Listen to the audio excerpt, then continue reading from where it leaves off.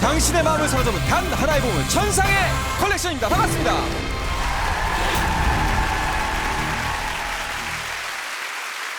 다시 찾아온 천상의 컬렉션, 오랜만에 뵙습니다. 자, 오늘 그 첫 번째 시간은요, 우리나라 보물을 특히 아끼고 사랑하는 세 분의 호스트와 함께 할 텐데요, 더 강력하고 더 흥미진진한 이야기로 찾아왔습니다. 기대하셔도 좋을 것 같습니다. 자, 오늘은 특별히 우리의 가장 아픈 역사, 일제 강점기로 떠나보려고 합니다. 시인 이상화는 이렇게 표현했죠. 지금은 남의 땅, 빼앗긴 들에도 봄은 오는가. 나라를 뺏긴 뒤 되찾기까지 겪었던 상실과 저항, 그리고 영광까지, 이 세 가지 키워드에 꼭 맞는 보물을 오늘 여러분들을 위해서 준비를 했습니다.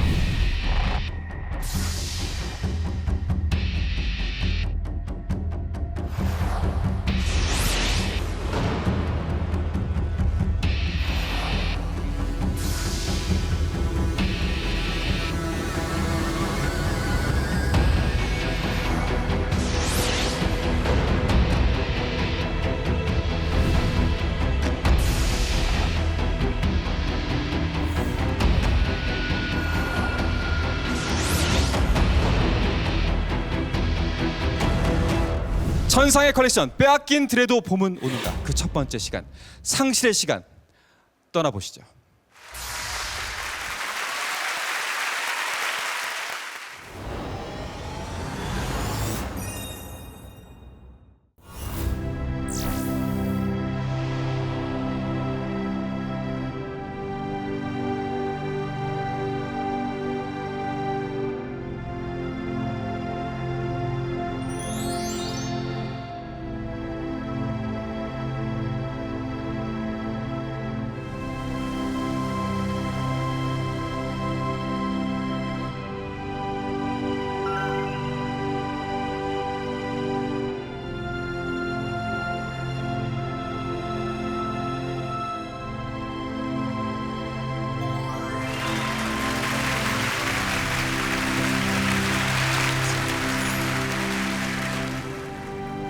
(1915년) 일제강점기, 조선의 국권을 빼앗은 일본은 조선 통치 5주년을 기념하는 행사를 엽니다. 행사명은 시정 5주년 물산 공진회. 전 세계적으로 유행하던 물건, 전국 각지에서 올라온 물품들을 모아 전시하는 일종의 박람회였습니다. 이 행사에는 약 120만 명이 몰려들었습니다. 당시 경성 인구가 약 24만 명이었거든요. 거의 5배. 지금으로 치면 서울의 인구가 1,000만 명이니까 5천만 명이 몰려든 겁니다. 왜냐? 박람회가 열린 50여일 동안 색색의 불꽃이 밤하늘을 밝혔고, 그 아래서 기생들은 밤이면 밤마다 화려한 춤과 노래 공연을 펼쳤거든요. 그런데 기가 막힌 건 일본이 이런 향락의 기념회를 연 장소입니다. 자, 여러분, 어디였을까요? 퀴즈. 어디였을까요? 홍대, 여의도. 여의도. 바로 조선의 심장과도 같은 경복궁. 일본은 경복궁의 근정전, 교태전, 경회루를 전시장으로 쓰고요, 여기에 소, 돼지, 닭 같은 동물들을 포함해서 5만여 점에 가까운 출품작들을 전시합니다. 조선 왕조를 상징하던 신성한 장소에 소, 돼지, 닭 울음소리가 울려 퍼지고 분수대, 음악당, 미술관이 마구잡이로 들어섰죠. 일본은 난장판이 된 경복궁을 일반인들에게 개장합니다. 관람료는 단돈 10전, 지금으로 치면 500원이었습니다.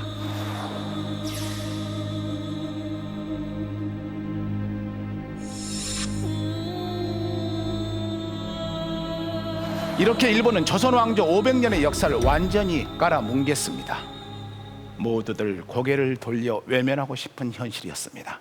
하지만 이 가슴 아픈 풍경을 정면으로 마주 봐야 하는 이가 있었으니 그게 바로 조선 말기 화가 안중식입니다. 오늘 제가 소개할 보물은요, 경복궁이 아픔으로 물들던 시기 그 순간의 모습을 그린 안중식의 백악춘효도입니다.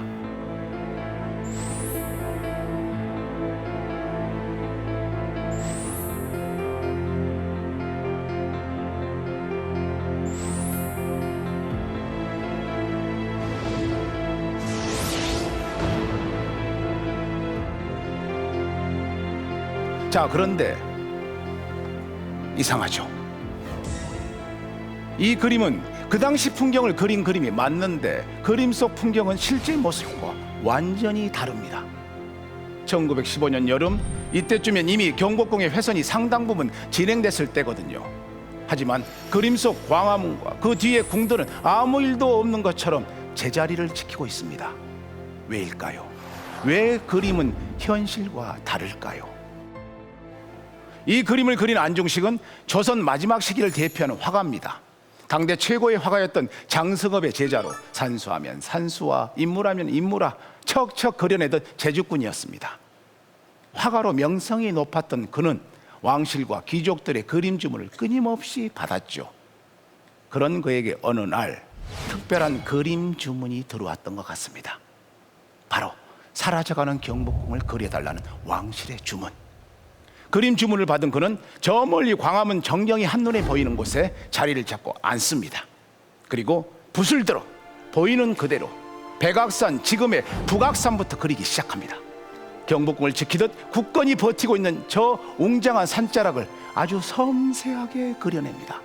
붓질을 수천 번, 수만 번 계속 하면서 바위산을 얼마나 자세하게 그렸던지 여기 이 그림 속 북한산은 지금 모습과 비교해도 거의 비슷합니다. 하지만 그림을 그려나가던 안중식은 어느 순간 차마 붓을 이어나가지 못합니다. 왜일까요? 이제 그가 그려야 했던 것은 일제가 망가뜨린 경복궁, 바로 나라가 망해가고 있는 풍경이었으니까요. 안중식은 궁의 밥을 먹던 조선 궁중의 화가, 고종과 순정 초상화도 그렸던 사람이었습니다. 그런 그가 어떻게 쉽게 나라의 몰락을 그릴 수 있겠습니까? 그래서 그는 다른 생각을 했던 것 같습니다. 일제가 망가뜨린 이 궁의 모습을 그대로 그리지 말자. 대신 영원히 사라질지도 모르는 경복궁의 온전한 모습을 남겨놓자. 그가 그린 광화문을 보면 화강암 벽돌 수부터 기와 모양이 마치 사진을 찍은 듯 자세하게 그려져 있습니다. 해태의 표정도 아주 사실적으로 표현되어 있고요. 일본이 망가뜨린 경복궁의 내부는 저렇게 울창한 숲으로 가렸습니다.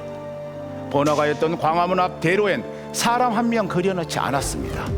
생명체라고 개미 한 마리 없습니다. 텅 빈 거리엔 무겁고 황량한 기운만 가득합니다.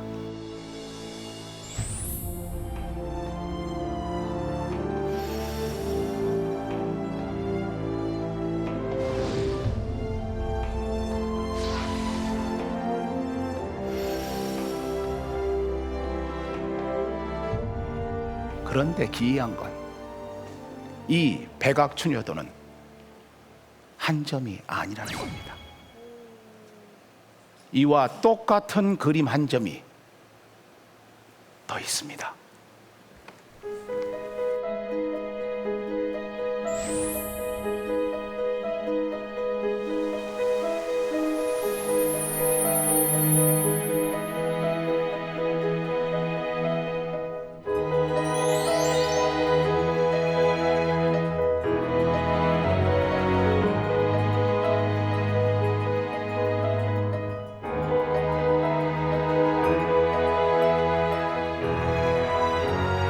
여러분 어떻습니까? 두 그림이 똑같죠. 아니 엄밀히 말해 똑같지는 않습니다. 비슷하죠. 이건 안중식이 여름과 가을에 각각 그린 그림입니다. 보통 화가가 이렇게 비슷한 듯 다른 그림을 두 번 그리는 일은 흔하지 않습니다. 아니 거의 없습니다. 그런데 안중식은 3개월 사이에 백악추녀도를 2번 그렸습니다. 2번. 여름하고 가을 계절만 바뀝니다. 왜? 왜 2번이나 그렸을까요? 이 백악추녀도 가을보는 병국궁에서 열렸던 박람회에 출품하기 위해 그린 것으로 추정되고 있습니다. 경복궁 그림 출품을 요구받은, 아니 강요받은 안중식은 어떤 심정이었을까요? 공진회가 열리고 있는 장소 경복궁. 일단 여름봉과 똑같이 그릴 수는 없었겠죠. 아니 그리고 싶지 않았겠죠.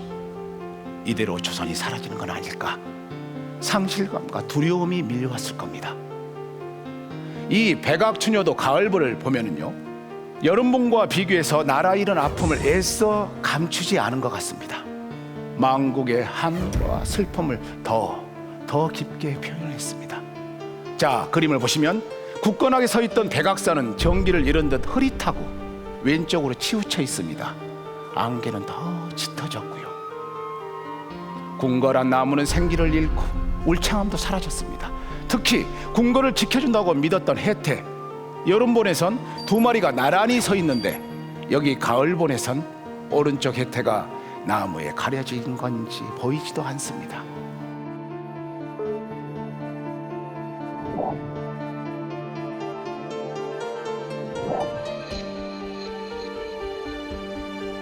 이 그림의 제목인 백악추녀에서 추녀는 당나라 맹호연의 시 제목에서 가져온 것으로 보입니다. 간밤에 비바람 치는 소리 들리던데 꽃들은 또 얼마나 떨어졌을까. 화가 안중식은 이 시를 보면서 하룻밤 자고 나면 꽃이 떨어지듯 우수수 흘려나가는 경복궁을 떠올렸을 겁니다. 하지만 저는 꼭 그 이유만으로 제목에 추녀를 넣은 것 같지는 않습니다. 경복궁의 여름과 가을 풍경을 그리면서 굳이 그림 제목에 봄을 새겨놓은 이유가 분명 따로 있다고 생각을 합니다. 봄춤, 새벽, 효. 그는 굳은 믿음이 있었던 겁니다. 춥고 어두운 시간이 지나고 나면 거짓말처럼 어느새 궁궐에 빼앗긴 조국에 밝고 따사로운 봄이, 환한 새벽이 찾아올 것이라는 것을요. 여러분, 혹시 지금 일이 뜻대로 풀리지 않아 답답하십니까? 지갑이 얇아 우울하십니까? 취직이 안 돼 걱정이 많으십니까? 하지만 너무 절망하지는 마십시오. 자신의 마음속에 봄을 1번, 2번 꾹꾹 그려넣다 보면 결국은 우리나라의 독립이 찾아온 것처럼 여러분에게도 꿈같은 봄날은, 꿈같은 새벽은 반드시 올 것입니다. 절망 끝에 서 있어도 언젠가는 반드시 봄이, 새벽이 온다는 것을 보여주는 그림, 안중식의 백악추녀도였습니다. 고맙습니다.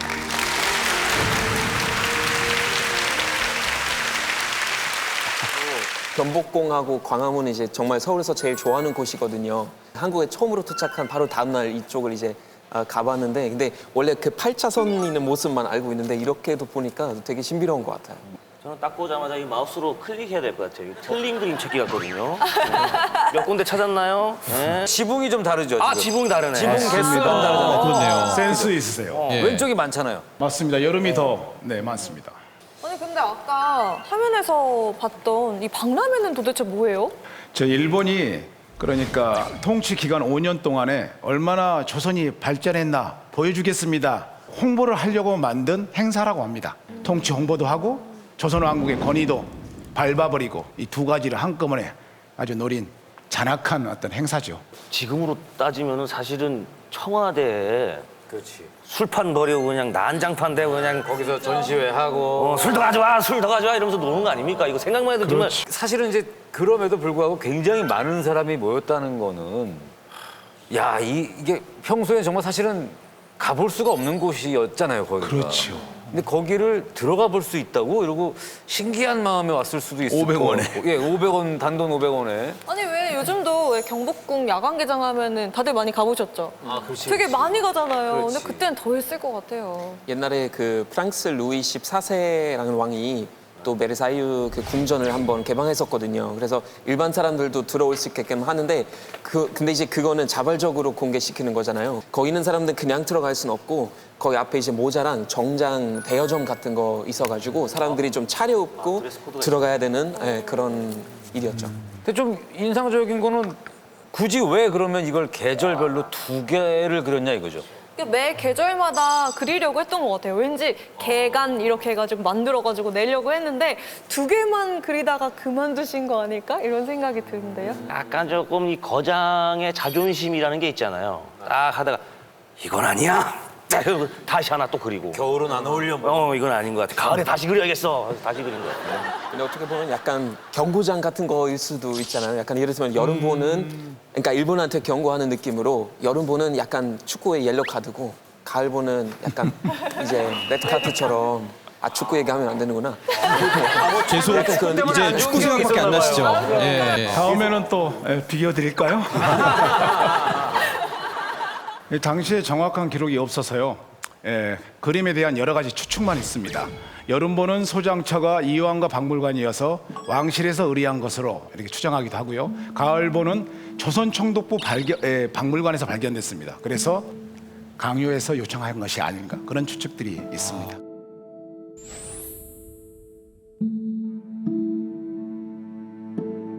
그런데 이렇게 대단한 화가가 왜 우리에게는 이렇게 아직까지 친숙하지가 않은 걸까요? 그러니까 일제 강점기의 그 저명한 화가들은 다른 시대에 비해서 잘 알려지지 않았다고 합니다. 하지만 한국 근대 미술을 주름잡은 화가들 대부분이 이 안중식의 제자입니다. 그리고 우리 안중식은 누군가의 대필 작가였습니다. 누군지 아십니까? 장승업. 장승업이면 치아선의 그 그렇죠. 한민식 씨가 또 맡았던 그 자유로운 영혼 아닙니까? 막 술 맞습니다. 던지고 막 장소는 나도 원이다 했었던 네. 바로 오원 장승업입니다. 오원이 대피를 뒀다고요?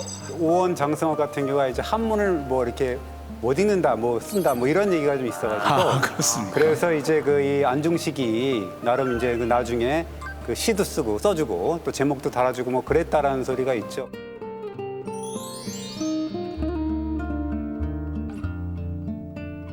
사실은 그 시절에 아까 말씀하신 것처럼 워낙 그 일제 억압, 탄압이 굉장히 심했던 시기인데 그런 상태에서도 안중식 우리 화가는 굉장히 활발하게 좀 활동을 했단 말이죠. 어떻게 그럴 수 있었는지도 좀 궁금하거든요. 우리나라에서 그 총독부하고 이황과 박물관이 후원했었던 서화 교습소의 이제 최초 선생님이기도 했고요. 그렇기 때문에 후황 양성에 굉장히 큰 힘을 쏟았던 분이라고 할 수 있습니다. 근데 약간의 이제 논란이 되는 것은 과연 이분이 그러면 진짜 독립운동가로만 활동을 했는가인데 또 아무래도 식민지 지식인의 한계로서 화가였기 때문에 일본인들이 의뢰한 그림도 그리지 않았나 생각됩니다.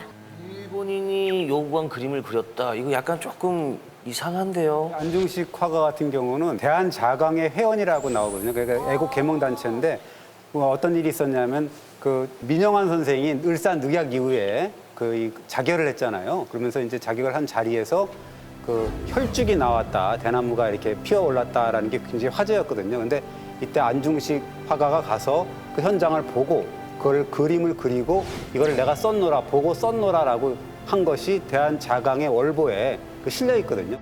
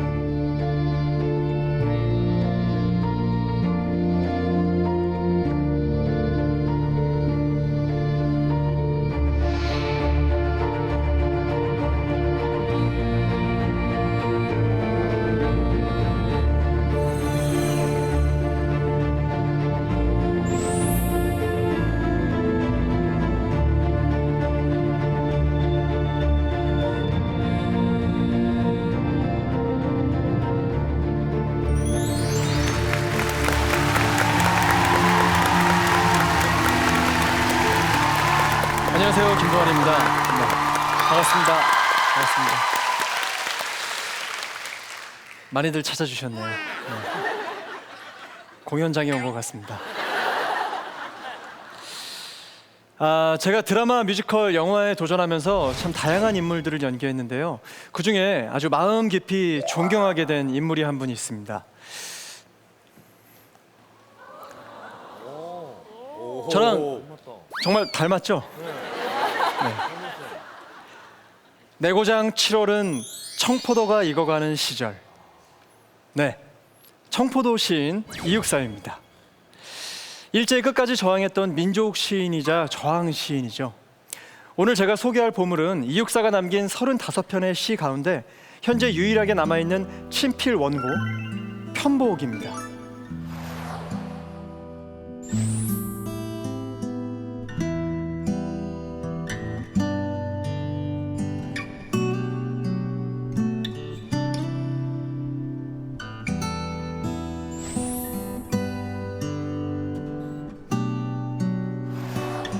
광명을 배반한 아득한 동굴에서 다 썩은 들보와 무너진 성체 위를 너 홀로 돌아다니는 가엾은 박쥐여, 너는 한 토막 꿈조차 못 꾸고 다시 동굴로 돌아가려니 가엾은 박쥐여, 검은 화석의 요정이여.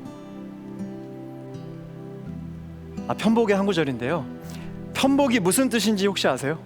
편복, 편한 복장, 편복. 네, 편한 복장 나왔고요. 네. 박쥐라는 뜻입니다. 네, 우리말로 박쥐를 편복이라고 표현을 했었는데요. 식민지 지배하에 있던 우리의 엄혹한 현실을 빛 한 점 들어오지 않는 동굴에 매달려 살아가는 박쥐의 모습에 빗댄 겁니다. 그런데 여러분 혹시 그거 아세요? 이육사는 단 한 번도 문학 청년으로 살아간 적이 없었다는 거. 실제로 그가 본격적으로 시를 쓴 건 30살 때부터입니다. 그럼 이육사는 뭘 하는 사람이었느냐? 그는 살아생전 쉼없이 독립운동에 매진했던 독립운동가였습니다. 중국 베이징을 오가며 국내 소식을 전달하고 군 자금을 전달하는 핵심 요원이었죠. 그것도 철저히 지령에 따라 움직이는 비밀 요원이었습니다. 당연히 일본 경찰에게 그는 요주의 인물이었죠. 그래서 무슨 사건이 터졌다, 이육사가 어딜 갔다, 누굴 만났다 이러면 반드시 경찰에 끌려가 취조를 당했습니다. 바로 이런 모습으로 말이죠. 이런 식으로 감옥에 갇힌 게 무려 17번이나 됩니다.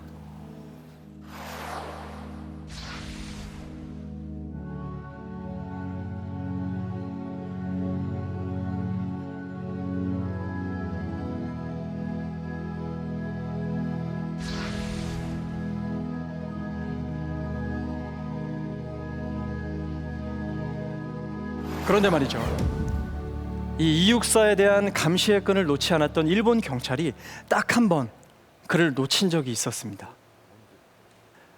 1932년 4월 다시 만주에 갔으나 그 뒤 소재불명, 요주의 인물로 수배 중. 대체 이육사는 어디로 사라진 걸까요? 당시 중국 난징에는 일본 밀정들이 혈안이 돼서 찾던 조선인 비밀 조직이 있었습니다. 조선혁명 군사정치 간부학교라는 곳이 있었는데요. 일본에 대항하기 위해 만들었던 비밀 군사학교였습니다. 이육사는 이 학교에 일기생으로 입학을 하게 됩니다. 폭탄 제조 및 투척법, 피신법, 변장법, 암살법, 서류은닉법, 전단살포법, 무기운반법, 철로폭파법, 열차운전법, 심지어 중국어까지. 并且那也是6个月之内就取得了最佳成绩. 그것도 6개월 만에 라는 말을 괜히 한번 중국어로 해봤습니다.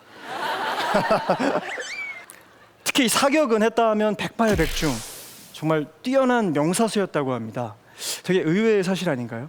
네.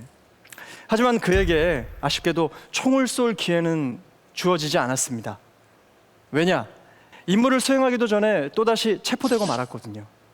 이육사와 함께 독립을 위해 싸운 동료들이 일제의 회유와 협박에 못 이겨 배신과 밀고 변절자의 길을 택했기 때문입니다. 이렇게 모든 저항의 수단을 빼앗긴 상황에서 이육사는 뭘 할 수 있었을까요? 그래서 포기했을까요? 아니요. 그는 칼을 내려놓는 대신 펜을 들었습니다.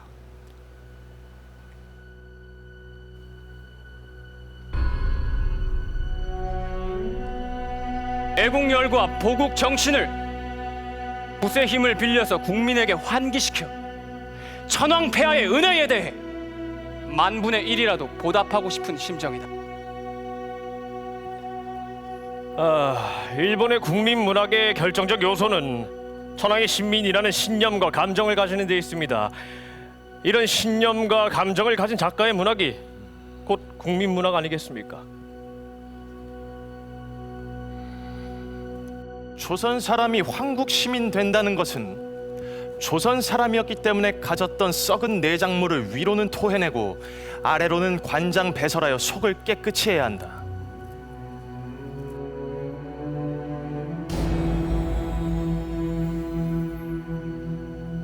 매운 계절에 채찍에 갈겨 마침내 북방으로 휩쓸려오다. 하늘도 그만 지쳐 끝난 고원, 서리빨 칼날진 그 위에서다. 어디다 무릎을 꿇어야 하나, 한 발 제겨 디딜 곳조차 없다. 이러매 눈 감아 생각해 볼 밖에. 겨울은 강철로 된 무지개인가 보다.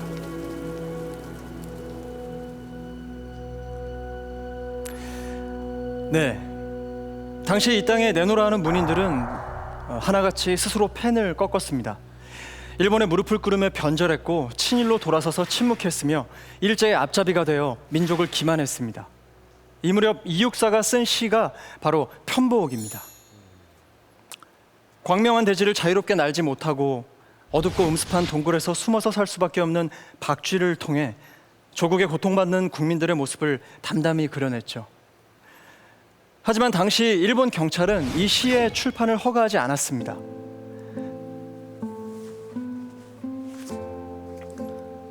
하지만 이육사는 이 시를 아주 소중하게 보관해 두었습니다. 그래서 그가 쓴 원고들은 대부분 사라졌지만 이것만은 유일하게 남아 그의 심정을 전해주고 있는 것 같습니다.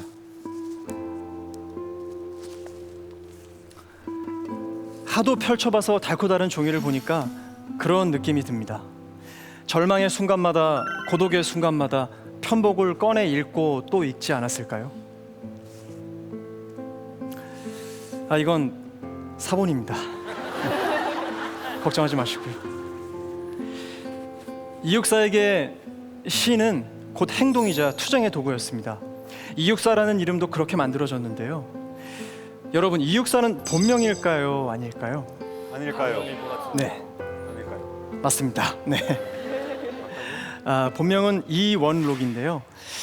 24살 처음으로 대구 교도소에 투옥되었을 때 수임 번호가 264, 바로 이육사였다고 합니다. 나라를 빼앗긴 암울한 현실에 절망하는 대신 저항하고 희망을 노래하겠다는 다짐으로 치욕의 수임 번호를 시인의 이름으로 삼은 거죠. 중국과 조선을 오가면서 독립운동을 지속적으로 이어갔던 1943년, 이육사는 또다시 일본 헌병대에 붙잡혀 북경으로 압송됩니다. 그리고 차디찬 겨울, 광복을 1년 앞두고 지하 감옥에서 두 눈도 감지 못한 채 돌아가셨다고 합니다. 그의 유품은 시가 쓰여있는 마분지 몇 장이 전부였는데요. 그가 생애 마지막 순간까지 감옥에서 붙들고 있었던 시가 바로 광야입니다.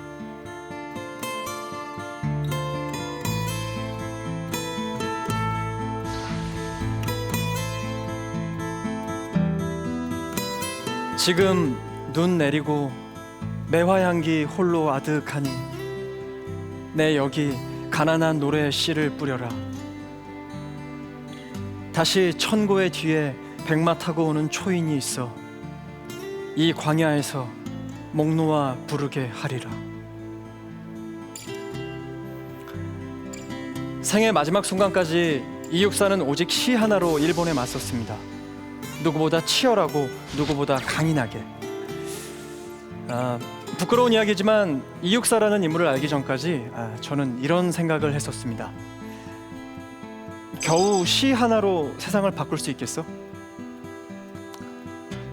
여러분은 어떠신가요? 네, 저도 이제 믿습니다. 겨우 시 하나가 세상을 바꿀 수 있다고 말이죠. 반드시 그럴 수 있다고 믿습니다.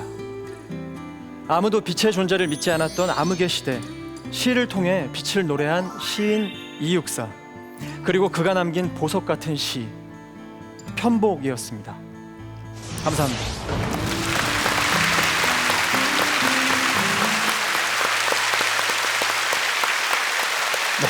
저희 제작진이 김동완 씨를 저희가 파일럿 프로그램 때부터 모시려고 그렇게 공을 들였었어요. 진짜로. 3년 전부터. 네, 이번에 드디어 출연이 성사가 됐습니다. 박수 한번 보내주세요. 아니 제가 다른 게 아니고요. 사실 이제 처음에 제의받고 너무 감사했는데 제가 사실 그렇게 공부를 많이 했던 학창 시절을 보내는 게 아니라 네. 알지도 못하는 걸 이렇게 막 이렇게 누군가에게 설명한다는 게 조금 쑥스러웠는데 우리 뭐 공부를 해서 여기 앉아 있나요? 제가 이육사 시인은 얼마 전에 그 드라마를 촬영하면서 본의 아니게 공부를 좀 어느 정도 했기 때문에 제가 이걸 할 수 있습니다라고 말씀을 드렸었어요. 지금 이렇게 보니까 이육사 역할이 가장 잘 어울리는 것 같아요. 뭐 싱크로율이 그러니까 오른쪽 사진이랑 많이 닮았어요, 그죠? 닮았다. 예. 오른쪽이에요? 예. 왼쪽이 이육사예요. 예. 저 사진이 1943년에 마지막으로 이제 북경 베이징에 이제 갔을 때거든요. 그러고 난 다음에 돌아가셨단 말이에요. 그러니까 어떻게 보면 본인의 운명을 잘 알고 그 사진을 찍어서 친지들한테 돌린 거거든요. 그러니까 어떻게 보면 진짜 그 굉장히 가슴 아픈 사진이죠. 근데 저 사진을 보면 거기 보면 이제 키가 165 정도로 나오더라고요. 근데 그 165가 그 당시에는 지금 하면 1m 75 정도 될까요? 중키 정도 되는데 그거 보면 또 우리 김동완 씨하고 약간 비슷한 체격이지 않을까라는 또 생각이 들고 중키니까 예전에. 근데 칭찬인 듯 칭찬이 아닌 칭찬 같은 이 느낌. 예. 아니 제가 지금 그 사진도 보고 제가 뭐 암살이나 밀정 같은 영화 봤을 때도 그렇고 서대문 형무소 가면은 이제 그 당시 이제 샹하이 임시정부 사진 있거든요. 근데 정말 그런 거 볼 때마다 놀랬던 게 독립운동가들은 옷을 정말 잘 입었어요. 정말 딱 피트 맞게 진짜 멋있게 입었는데 근데 이제 그냥 멋있다라고 생각했는데 이제 기자님이 저한테 알려주신 거는 이제 독립운동가들은 언제 죽을지 모르니까 항상 최고의 멋진 모습을 이제 유지하려고 했었고 퇴계 이황 집안의 14대 손이에요. 근데 또 안동이라고 하는 지역이 워낙에 또 뿌리가 깊고 독립운동의 성지 같은 곳입니다.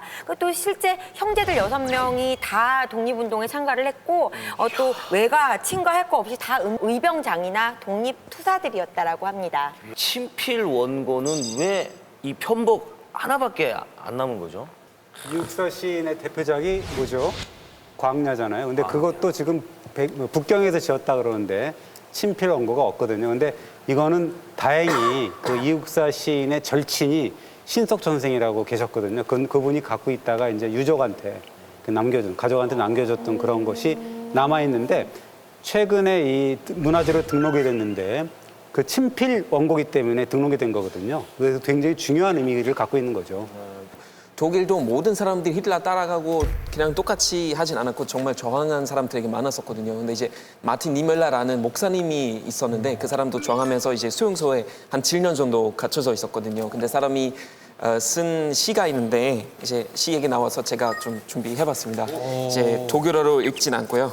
한글로 제가 한번 읽어드리겠습니다. 처음에 그들이 유대인에게 왔을 때 나는 침묵하였습니다. 왜냐하면 나는 유대인이 아니었기 때문이다. 그리고 그들은 공산주의자들에게 왔고 나는 침묵하였습니다. 왜냐하면 나는 공산주의자 아니었기 때문입니다. 그리고 그들은 노동조합원에게 왔고 난 침묵하였습니다. 왜냐하면 나는 노동조합원이 아니었기 때문입니다. 그리고 그들은 내게 왔습니다. 그쯤에는 나를 위해 이야기해 줄 이는 아무도 없었습니다.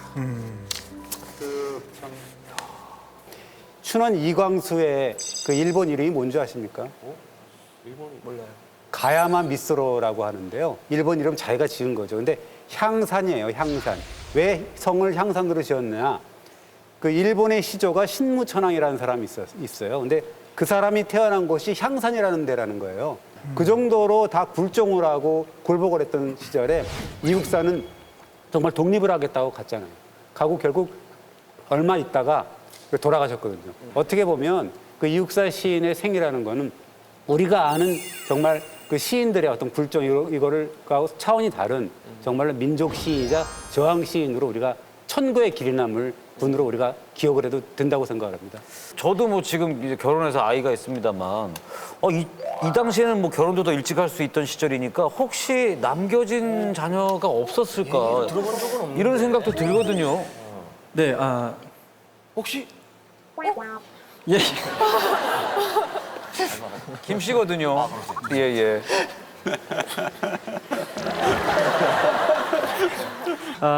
여러분 이건 제가 잠시 후에 알려드리도록 하겠습니다.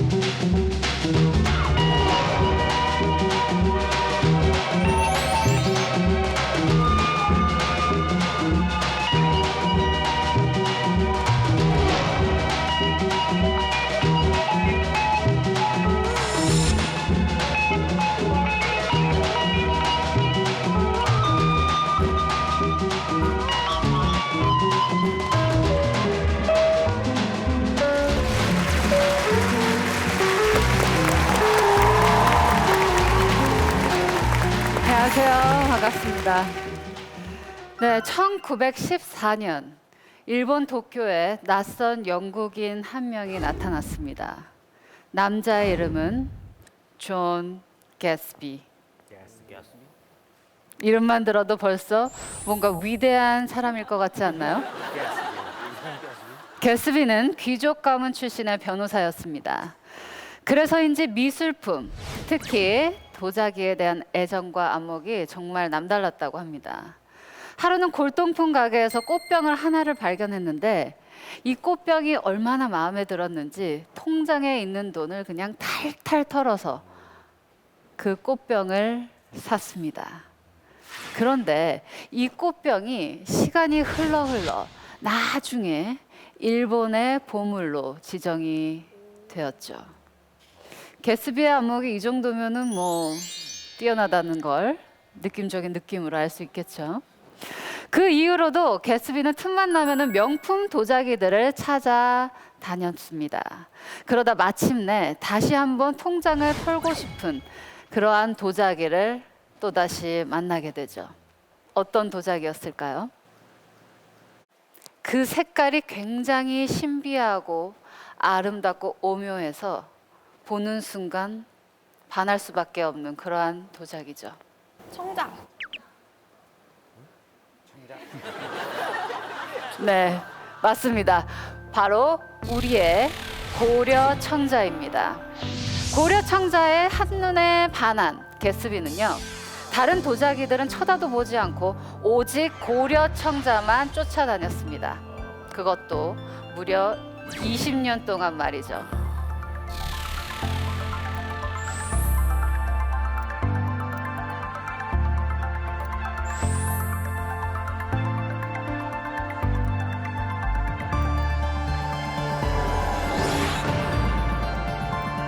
남다른 안목을 가진 개스비가 20년 동안 수집한 고려 청자들 한번 보실까요?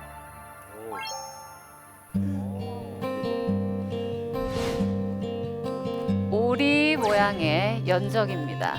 연적은 먹을 갈 때 필요한 물을 담아 쓰는 그릇을 뜻하는 건데요. 이 연적을 자세히 보시면 오리 등 뒤에 연꽃 한 송이가 봉긋하게 올라와 있어요. 그리고 오리는 그 연꽃 줄기를 앙 하고 아주 앙큼하게 물고 있는 모습인데요. 연꽃 봉오리를 살짝 들면 물을 담을 수 있는 구멍이 있다고 합니다.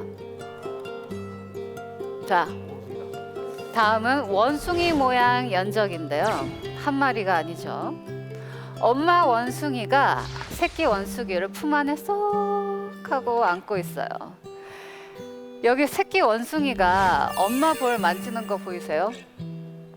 눈, 코, 입, 오밀조밀한 얼굴에 이 고사리 같은 손가락 마디마디까지 아주 섬세하게 표현을 했습니다.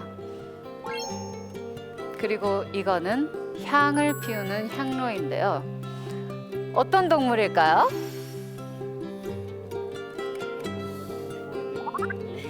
낙타? 기린. 기린? 네.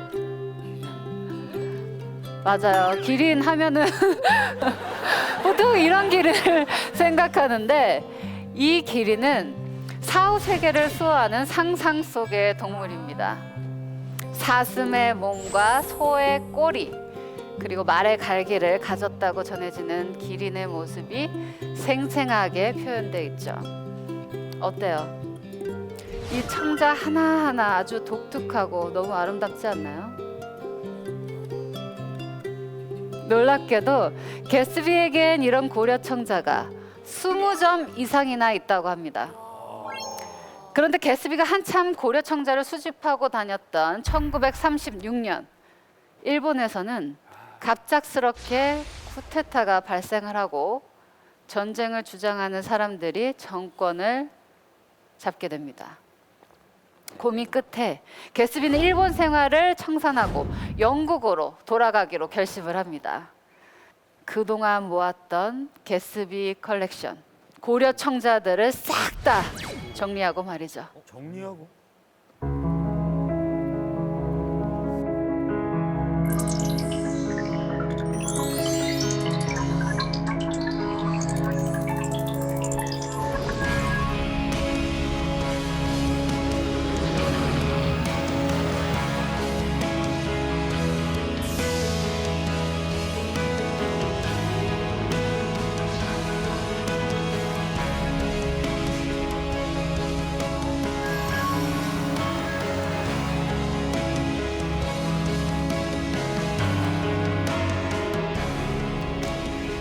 바다 건너 조선에서 오직 이 순간만을 기다린 한 사람이 있었습니다. 이제 막 30을 넘긴 조선의 젊은 청년이었죠. 그런데 이 청년이요, 조금 남다른 구석이 있었다고 합니다. 젊은 나이에 돈이 얼마나 많았는지 일본인들로 바글바글한 경매에 가서 보란듯이 큰 돈을 촥 내면서 보물을 사들이기 시작하죠. 일본에 그야말로 모든 것을 힘없이 빼앗기기만 하던 시대, 이를 꽉 깨물고 길을 쓰며 우리 문화재를 지키겠다고 혼자 덤벼든 사람, 그는 바로 간송 전형필이었습니다.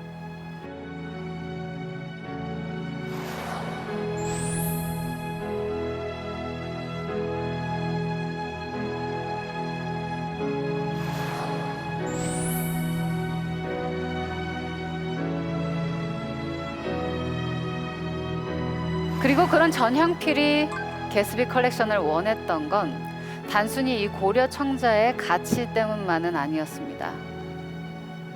아까 제가 소개해드린 원숭이 모양 연적, 본래 주인이 누구였는지 아신가요?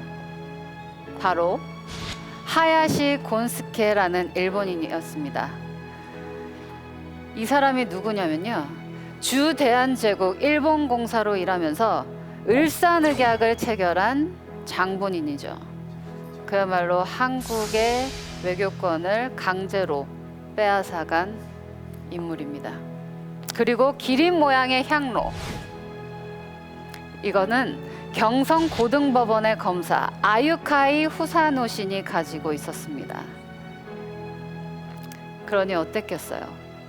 전형필은 아름다운 우리 고려 청자를 다시는 일본인의 손에 넘겨주고 싶지 않았던 겁니다. 그런데 여기에 문제가 하나 있습니다. 개스비 컬렉션이잖아요. 컬렉션. 명품 고려 청자가 한두 점도 아니고 무려 22점이나 됐으니까 그림 하나 또 책 하나 이렇게 사는 거랑은 전혀 차원이 달랐던 거래였죠.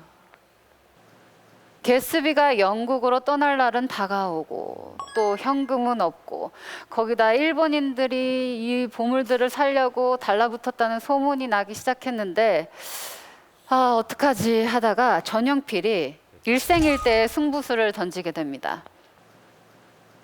바로 조상 대대로 내려오는 충남 공주의 기름진 땅을 몽땅 팔아버리게 된 거죠.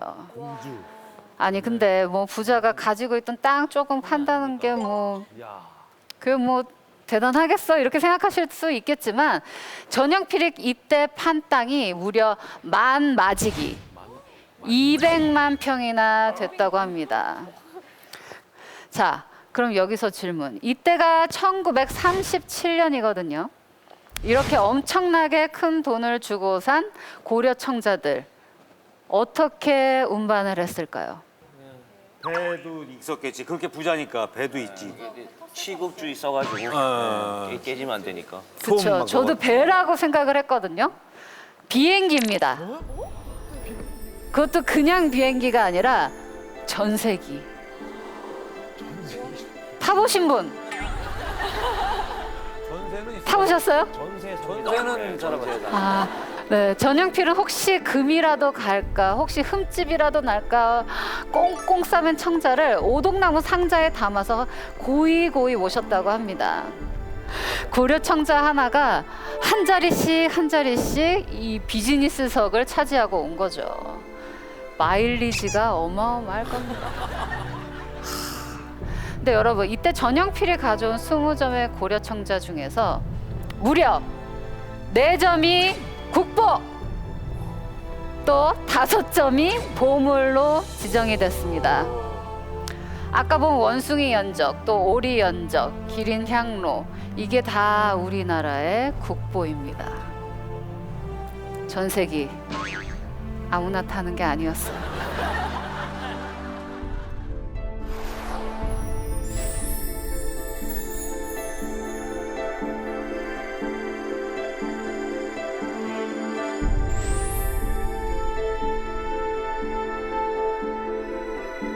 여러분, 전영필 선생님이 눈을 감았을 때 가족들에게 남겨주고 간 것이 있습니다. 뭘까요? 뭐 어마어마한 재산. 뭐, 청자. 청자, 전세기랑 뭐 다 해가지고. 가족들에게 남겨주고 간 것은 바로 빚. 가족들은 선생에게 빚이 있었다는 사실을 알고 정말 깜짝 놀랐다고 합니다. 조선에서 세 손가락 안에 들던 부자가 마지막 순간 빚까지 내가며 지키려고 했던 것, 그건 단순히 한 점의 고려 청자, 또 한 폭의 그림만은 아니었을 겁니다. 아마도 그것은 어둡고 긴 터널 같던 일제강점기, 상실의 아픔과 저항의 고통으로 얼룩진 날들을 따뜻하게 비춰줄 수 있는 한 줄기 빛은 아니었을까요? 이 땅의 흙으로 빚어낸 찬란한 보석들이 우리 품으로 돌아온 위대한 영광의 순간. 개스비 컬렉션이었습니다. 감사합니다.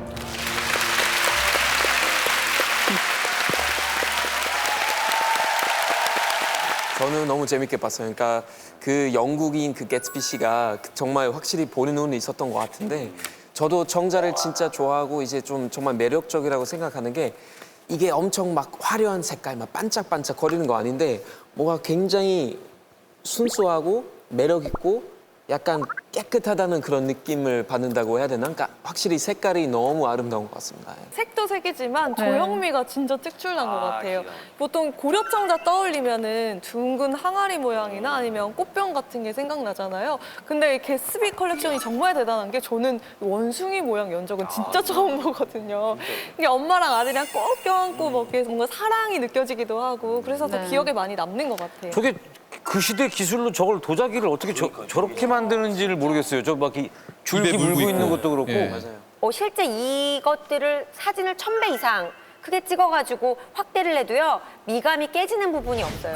이 당시 형태미에 대한 연구도 굉장했었던 것 같습니다. 그 이렇게 20년 동안 고려 청자를 수집했다고 했잖아요. 그 개스비가 과연 그는 어떤 사람이었을까 굉장히 궁금해요. 1937년도에 전영필이 그 도쿄에 있는 개스비 집에 갔을 때 남겨진 기록이 있는데 그 집에 갔더니 일본식으로 정말 예쁘게 꾸며진 집이었고요. 그리고 응접실에는 고려 청자들이 이렇게 쫙 나열돼 있었대요. 일본이나 유럽 도자기는 혹시 가지고 있는 게 없냐?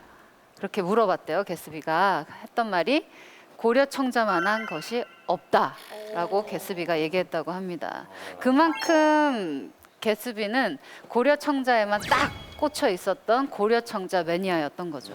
아니 진짜 그 개스비라는 분이 안목이 정말 대단했던 것 같은 게 그중에 아까 말씀하신 것처럼 4점이 국보고 5점이 보물이잖아요. 그러니까 보는 눈이 있었다는 거죠. 우리 같으면 그냥 18원은 청장가 보다 했을 텐데 그렇죠. 정확히 예. 지금 보면 원숭이, 새끼 원숭이 사실 이런 얘기하면 그렇지만 좀 약간 좀 무섭잖아요. 주원 약간 느낌도 나고 막 튀어나올 것 같은데 이렇게 안목이 없어요 우리는. 새끼 원숭이를 위에서 찍은 건 조금 그러네요. 조금 약간 무섭습니다. 예, 약간 좀 밤에 보기 좀 그런데 약간 반지 제왕의 알럼 같은 느낌.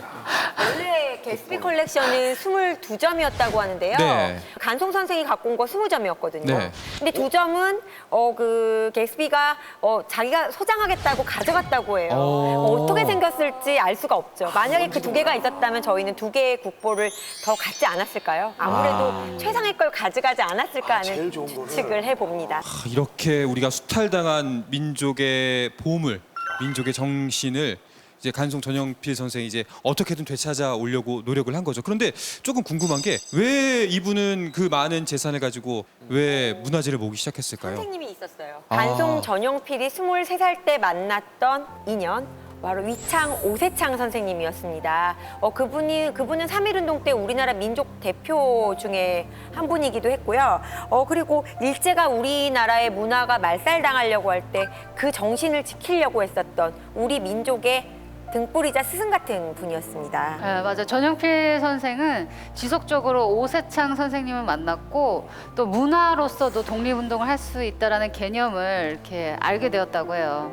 그래서 미술품 공부도 하고 또 안목도 키우고 또 오세창 선생님은 전영필에게 그 맑다는 의미로 무르를 간 변하지 않고 지속되는 송나무 송 그래서 간송이라는 호도 선사해줬다고 합니다. 네. 직접 지어주신 거군요. 네. 지금도 많은 부자들이 있잖아요. 재벌도 많고 그런데 사실 돈을 어떻게 써야 되느냐가 굉장히 중요하잖아요. 그래서 그걸 어떻게 보면 그걸 노블레스 오블리주라고 하는데 간송의 경우는 어떤 경우냐면 돈 그만큼 많은 막대한 돈을 들여서 민족의 얼을 샀다라고 우리가 결론을 내릴 수가 있을 것 같아요.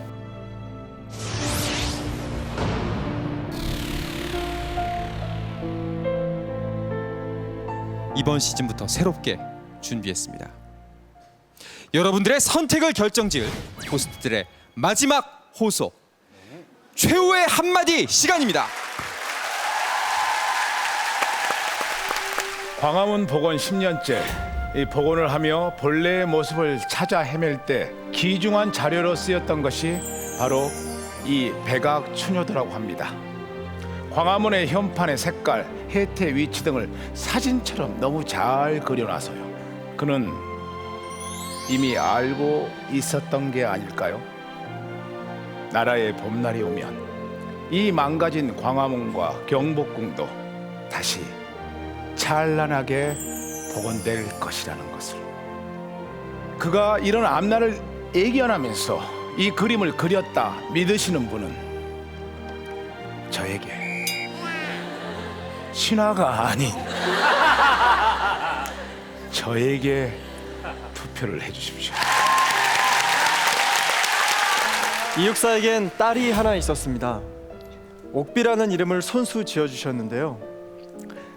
절대 기름지게 살지 말라는 뜻입니다. 제가 안동에 가서 그 따님을 직접 만나고 왔는데요. 4살 때 마지막으로 본 아버지의 모습을 아주 생생하게 기억하고 계셨습니다.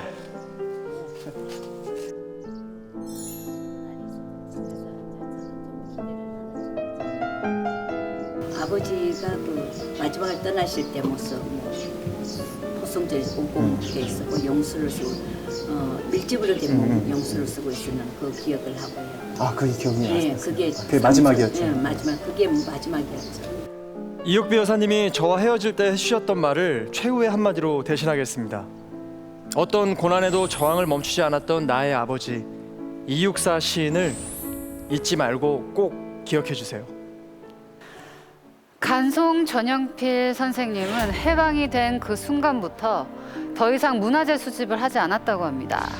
아마 우리의 땅에서, 우리의 민족의 품 안에서만 있다면 형식상의 주인이 누구라 하더라도 전혀 상관이 없었기 때문이겠죠. 우리 문화재는 우리 모두의 것이라는 문화재 독립운동가 전영필 선생님의 목소리가 들리신다면 게스비 컬렉션에 투표해 주시면 됩니다. 감사합니다.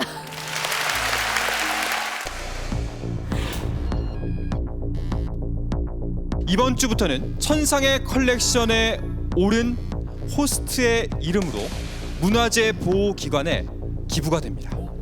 그리고 그 기부자는 바로 여러분들의 손에 달려 있습니다. 최종 결과 보여주세요.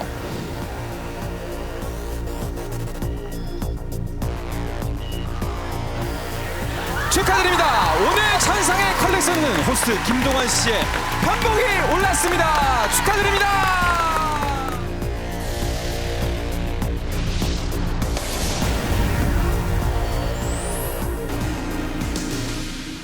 오늘 우승한 호스트 김동완 씨에게는 첫 번째 기부 증서입니다. 문화재 보호기금의 기부자로 첫 번째 등록이 되셨습니다. 펼쳐주시죠. 자, 기부 증서 기부자 김동완. 너무 감사드리고요. 기부자의 이름을 올릴 수 있어서 너무 영광스럽고요. 네. 나중에 저기 박철민 선배님과는 꼭 한번 다시 한번 이 무대에서 또 함께 했으면 좋겠습니다. 당신의 마음에 불을 밝혀줄 단 하나의 보물, 단 하나의 이야기가 여러분을 찾아갑니다. 지금까지 천상의 컬렉션이었습니다. 고맙습니다.